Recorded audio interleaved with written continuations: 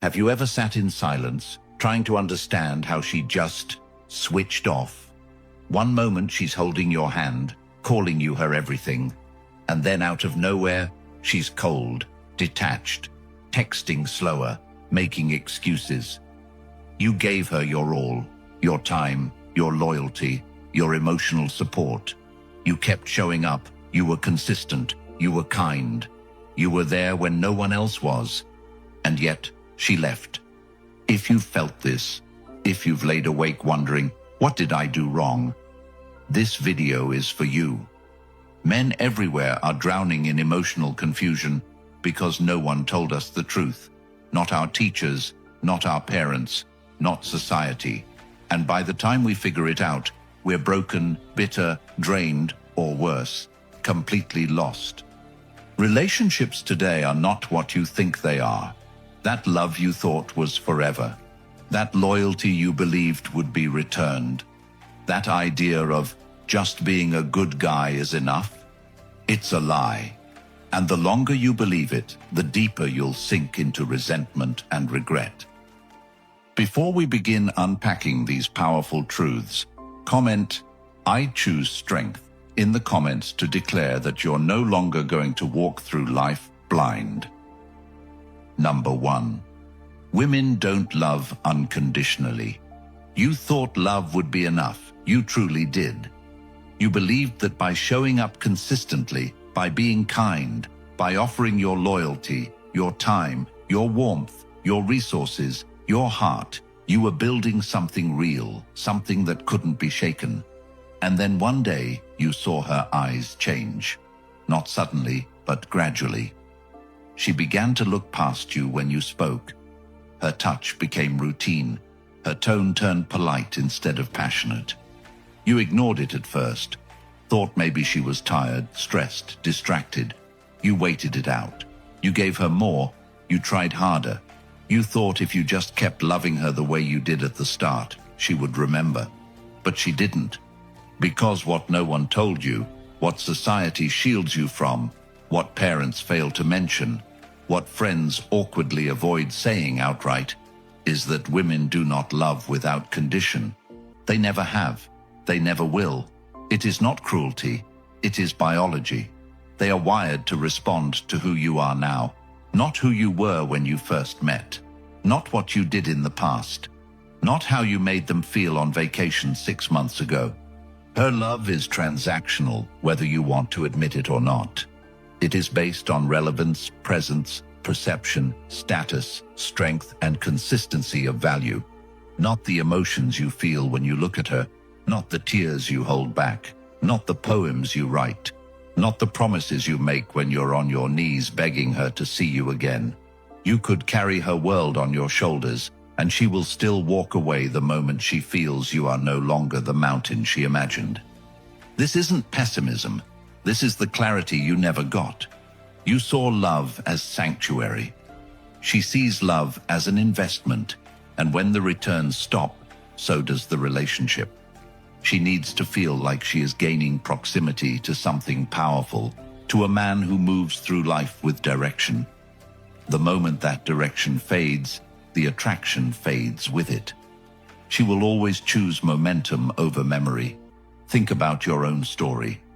How many times have you watched a woman adore a man who treated her poorly, yet she chased him like he held the key to her soul? And yet you, the kind one, the available one, the man who made time, who listened, who waited, who stayed, were discarded like the background noise she could no longer hear. You've seen it. You've lived it. You've told yourself it was bad luck, wrong timing, incompatibility, her trauma. But deep down, a whisper remained. You were never enough for her the way you were, and now you know why. Because being enough isn't about love. It's about value. It's about how you make her feel about herself when she's around you. When you become the man who orients his world around her, she becomes the sun, and you become the satellite, and satellites don't excite, they orbit. When you drop your mission to make her your mission, she sees it not as devotion, but desperation. She won't always tell you, Sometimes she doesn't even realize it herself, but she will begin to feel less drawn, less admired, less emotionally pulled. And then she'll start looking elsewhere, maybe not to another man immediately, but to anything that makes her feel the way your ambition used to, your strength used to, your clarity used to. She'll dive into distractions, focus on herself, start saying she just needs space, and you'll keep trying to hold on to her with the same soft love that once made her smile. But now it makes her sigh, because the harshest truth of all is this: women are not built to stay out of gratitude. They are built to seek alignment, and alignment shifts constantly based on your actions. So how do you stop this cycle? You become the kind of man who builds his world with or without her. You stop giving your best to women who have not earned it. You stop believing that your love is supposed to be the glue. It's not. Your mission is the glue. Your standards are the glue. Your refusal to shrink just to be liked. That's the glue. Women follow men who are hard to influence emotionally, but soft enough to hold presence, who feel deeply but do not collapse under pressure, who can love with depth but never forget the order of their values. This doesn't mean you walk around heartless. It means you walk with hierarchy. Your peace comes first. Your vision comes second. Her place is earned through alignment with those two, not through looks, not through tears, not through potential. She earns your love the same way you were always expected to earn hers, by showing up with value. The moment you start choosing yourself first, everything changes. The energy shifts. She can feel it. You no longer need her admiration to validate your path. And that paradoxically makes her want to earn it more, because love given freely has no weight. Love protected by principle that demands reciprocation, that maintains standards.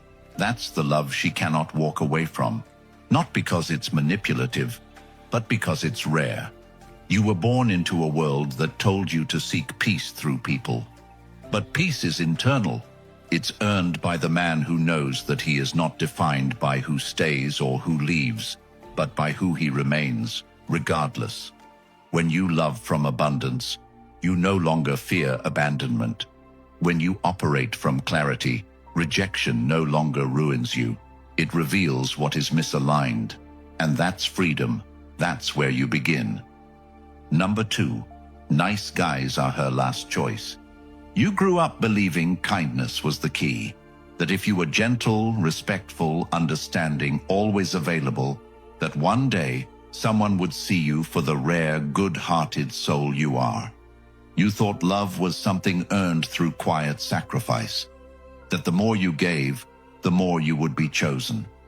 So you spent years being the shoulder to cry on, the man who answered every late-night call, the one who never interrupted, who always paid, who waited patiently while she explored every other option.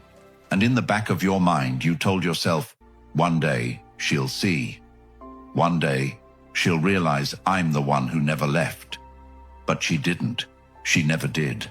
Because women don't fall for consistency. They fall for presence, for polarity, for energy that challenges them, not coddles them.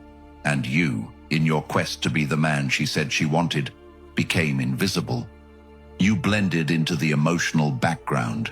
You were safe, predictable, sweet, but you didn't make her feel.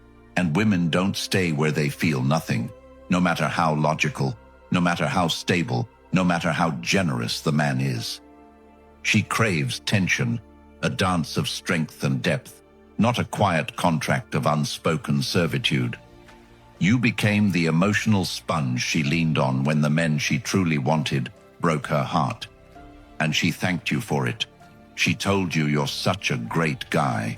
She told you she wished she could love you the way you love her. And those words felt like daggers wrapped in silk, because they sounded like praise, but they echoed as rejection. You were the backup plan, the plan B, the emotional placeholder until she found someone who made her heart race instead of relax. And the irony is, she didn't even mean to do it maliciously. You trained her to see you as secondary. You set the tone. You agreed to the friend zone. You laughed off your own boundaries. You said, "I just want you to be happy." Even when she walked past your worth like it was disposable. And she did. Because she could. Because you let her. Because being nice, without the spine of self-worth behind it, isn't kindness. It's self-abandonment. Women don't respect men who abandon themselves. They use them. They talk to them. They ask them for favors. But they don't feel the pull of deep desire. That pull comes from a different place. From a man who speaks truth, even when it's uncomfortable. From a man who says no without explaining. From a man who doesn't apologize for taking up space. From a man who is kind, yes, but not at the cost of his power. You thought being the one who understands her would win her heart. But she never wanted someone to understand her. She wanted someone who could lead her. And you can't lead when you're constantly following her emotions. You can't lead when your schedule bends around her whims. You can't lead when your entire identity is wrapped around making sure she's okay. You're not her protector. You've become her emotional assistant. And she doesn't crave that. She might lean on it. She might depend on it. But she doesn't desire it. Desire is built on distance, on presence, on unpredictability. Not in your character, but in your energy. She wants to feel like she can lose you if she stops showing up. The moment she feels like you'll always be there, no matter how she treats you, the desire dies. And it doesn't come back. No amount of flowers, texts, sweet gestures, or heartfelt messages will resuscitate what was never rooted in tension. If you're the nice guy, the truth is, you trained her not to want you. But here's the liberation. You can retrain the world to see you differently. Start by drawing lines, not with rage, with clarity. Start by valuing your time, not as currency for affection, but as proof of your standards. Stop being the emotional first responder for women who never earned your devotion. Let them wonder where you went. Let them feel your absence. Not to manipulate, but to honor the value of your presence. Shift your energy inward. Create, move, build. Not for her, for you. Because the more you become the man you've always imagined, the less you tolerate being anything less in the eyes of others.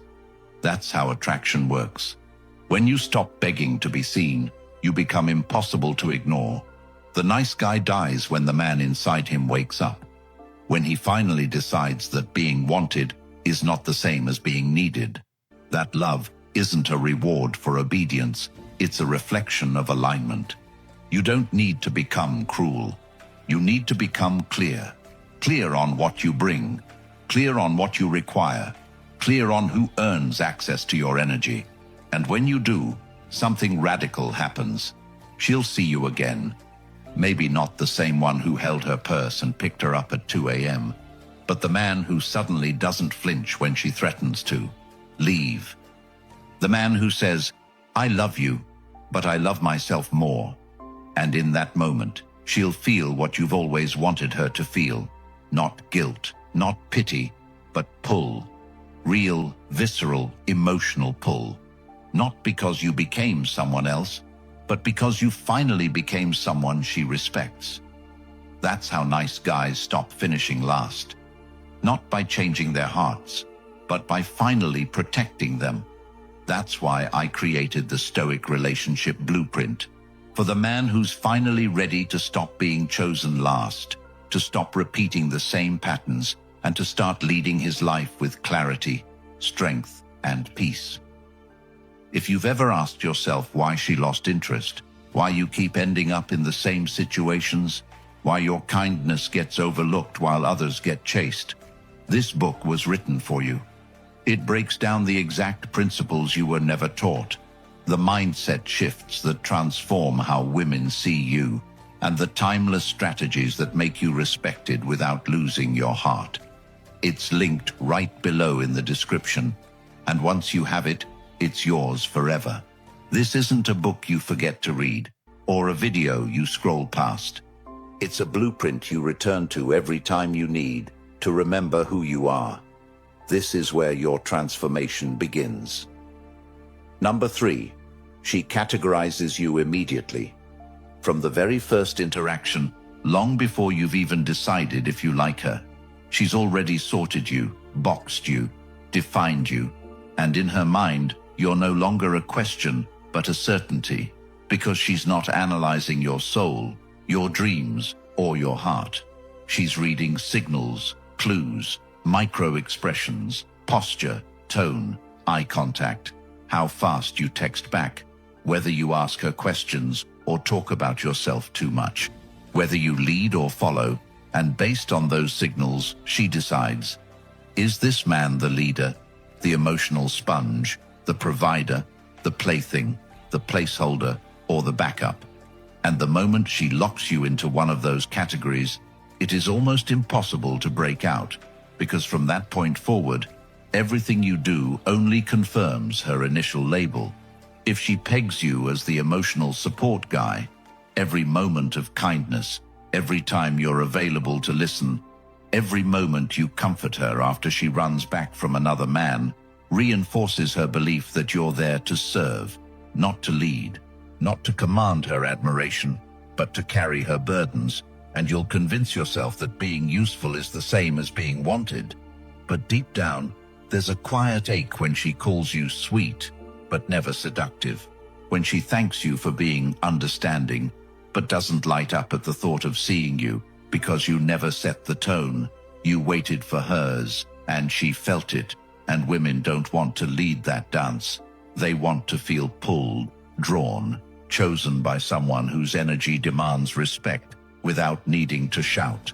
And yet you kept offering more value, thinking that if you just stayed consistent, she would one day change her mind. But what you missed is that you never started as a question in her head. You started as an answer she felt in her gut. And from that moment on, she couldn't unsee you through that lens. And if she placed you in the provider box, your generosity became expected, not appreciated. Your gifts turned into obligations, not surprises, because she never felt the need to earn you, and what's given freely without challenge is rarely treasured. And if she saw you as the entertainer, your humor became the glue, not your presence, not your strength, but your jokes, your stories, your ability to distract her from her life, not to offer her a new one, but to make her forget the one she didn't like. And eventually even that grows old, because the man who only amuses her never gets taken seriously. And the tragedy is, you gave her your full self, but you didn't give her the challenge of earning it. And women don't bond with ease. They bond through pursuit, through elevation, through knowing they've won something valuable. And the moment she feels you're already emotionally sold, you lose that edge. And that edge is what keeps her engaged, because without it, the story is over. The mystery dissolves, the polarity fades, and what's left is a predictable gentleman who waits for cues, who asks for permission, who walks on eggshells to not offend her, and you'll never hear her say it. But that version of you quietly drains her, because every woman, whether she admits it or not, longs to feel something she can't quite explain. A thrill, a direction, a force. And that force is never born in a man who waits to be seen. It's born in the man who knows what he's worth before she decides it. And the worst part is, once you realize you've been boxed, every attempt to shift out of it feels like desperation, because by then, she knows your moves, your tells, your limits. And she's already decided what you are and what you'll never be. So the solution is not to fight your way out. It's to never walk in that box in the first place. And that starts with how you carry yourself, with how you speak, with how you decide to qualify her, rather than beg to be qualified. Qualified, with the tone that says, I don't need this, but I'm open to seeing what value you bring. And that tone will confuse her at first, because most men rush to please, but you'll be still, collected, selective, and she'll notice. And if she doesn't, you don't chase. You walk because the man who walks knows he doesn't live to be categorized. He lives to be chosen by those wise enough to recognize his value, and that value never gets boxed. Number 4. She follows strength, not vulnerability. There is a pain men feel that's too deep to name, a pain that comes from the moment he bares his soul to her, thinking he's building intimacy, thinking vulnerability is the bridge to her heart, only to see her pull away, not in anger but in emotional absence, in withdrawal, in those faint shifts of energy that speak louder than her lips ever could. And you sit there wondering, didn't she say she wanted honesty? Didn't she ask me to open up? And yes, she did, but what she didn't tell you is that her attraction to you was never born in how soft you could be, but how anchored you are in the face of chaos, how steady you remain when things unravel. Because when you expose every scar in the hope of closeness, when you place your burdens at her feet and hope she'll carry them with you, what you may not realize is that she starts to see you not her rock, but as her project. And she never signed up to be your therapist, your mother, or your emotional caretaker, even if she said she could handle it. And so you watch the connection fade, not because she stopped caring, but because you changed position, from leader to dependent, from presence to plea, and she starts to see you through new eyes, not because your pain made you less of a man, but because you handed over your frame hoping she'd give it back wrapped in empathy. And now she doesn't feel what she used to, because the current shifted from admiration to obligation, and obligation is the death of romance. And every time you mistake emotional dumping for emotional bonding, you weaken her trust in your strength, not because you cried, not because you hurt, but because you didn't return from it with clarity. Because strength isn't about never falling, it's about how quickly you rise. And if your openness doesn't come with direction, if your sharing doesn't come with structure, if your emotion isn't tempered by action, she feels lost. And when she feels lost, she leads. And when she leads, she resents you, even if she never says it out loud. And the hard truth is, she wants a man who feels but doesn't falter, who aches but keeps moving, who knows how to bleed in private but show up whole. And that doesn't mean you fake confidence. It means you own your pain, carry it without needing applause, without asking her to save you, because no woman wants to save a man. She wants to follow him, to feel protected in his energy, to trust his emotional navigation. And the only way that happens is when you process, rebuild, and return stronger than you were before.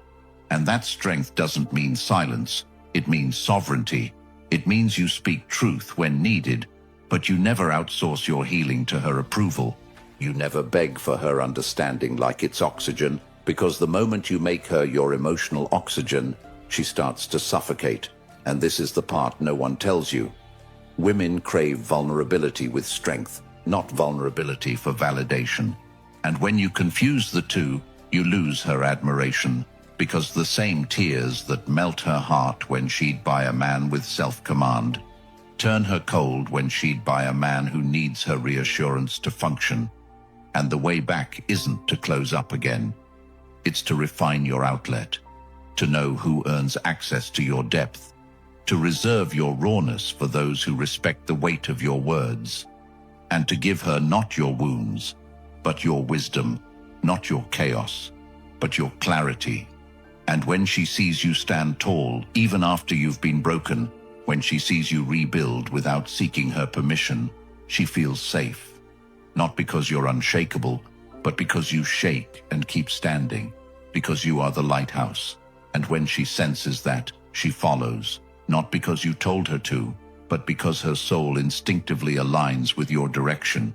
And in that space, respect and desire fuse into something unshakable. And you no longer beg to be loved. You become the man she loves to follow. Number 5. Women test you. There's a moment in every man's life where he feels everything was going right.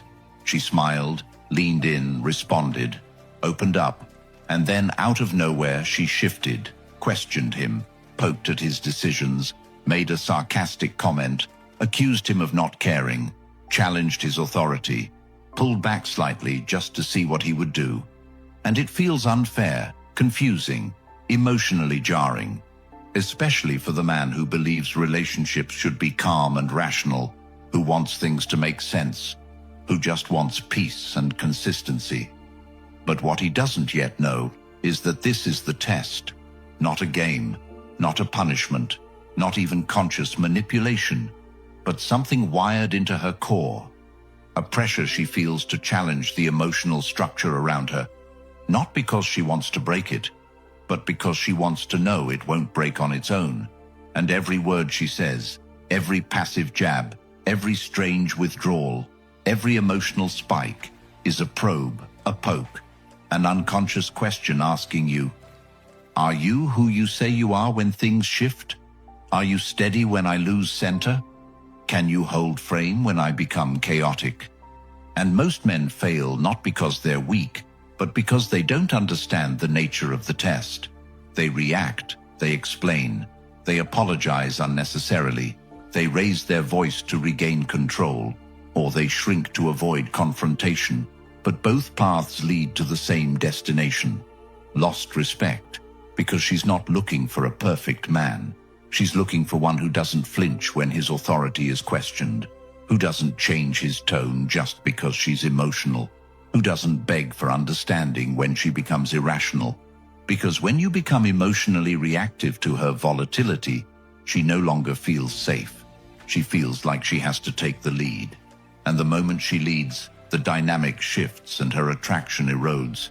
And it's not always loud. Sometimes the shift is quiet, in a look, in how she responds to your touch, in how fast she texts back, in the way she starts withholding affection without explanation. And it's in these moments that most men panic, not because of the withdrawal itself, but because they fear what it means. They feel the loss of validation, the loss of comfort, and they try to repair the bond with words, with gifts, with desperate gestures, not realizing they're failing the one test that matters. Can you stay composed when the relationship tilts? Can you keep your center when she spins off hers? Because what she's actually searching for is proof that she doesn't need to mother you emotionally, that your masculinity isn't a mask that falls the moment tension rises. And when you learn to see these tests for what they are, you stop reacting and start leading. You don't explain your worth. You demonstrate it through stillness. You don't over-apologize for boundaries. You stand on them.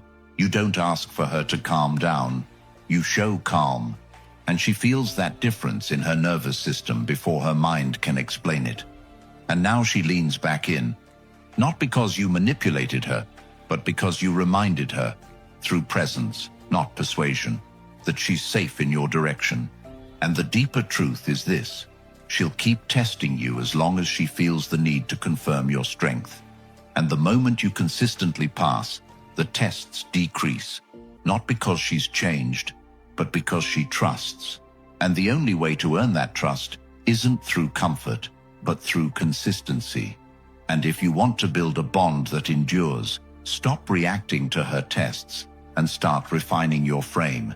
And you'll find that what used to feel like chaos now becomes confirmation. Confirmation that she's still invested enough to challenge you, and that your job is never to stop her from testing, but to become the kind of man who no longer fears them. Number 6. Your resources are tools, not tokens.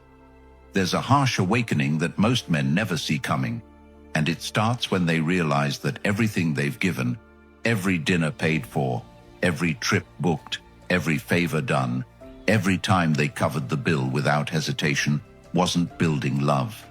It was building an expectation, a lifestyle, a habit in her mind that this is just who you are, that you provide, that you'll always step up.